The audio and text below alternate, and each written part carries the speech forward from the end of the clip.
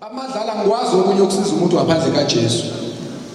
So umoya wami uvela wayitusa inkosi mangibona abantu abasha beyinikela kuJesu. Ngoba ilona themba. Uthi umhlabelela kumnyama mawukhona. Uyakhanyisa yena. Ungamnyama nje uzwa ama stats siwafunda la. Kuthiwa akaqashe cha mawunoJesu uza mina. Mina ngingenanga nga degree la angifundelanga lutho.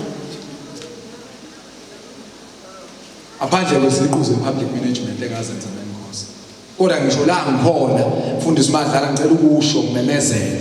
Ngabekwa igama likaJesu lona lodwa lingaxoxwe nalutho. Uzobuza omunye ethi kanjani. Ngiqeda kuthandaza abazalwane. Basiqeda kuthandaza njengenjwayelo. Ngoba ningayideleli nalemkhuleko yangolwesini. Namandla lemkhuleko yezalikazi. Gogo uyini lapho ukhona? Namandla lentweni. Iyaphila. Mina hayi mangicela kuthandaza ngenhlahla nangu masimula. Ufakazi.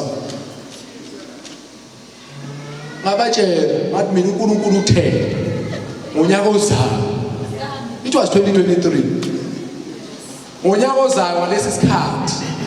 uNkulunkulu wazosithanda abantu wakhuluma nje wayekhuluma kuAbraham.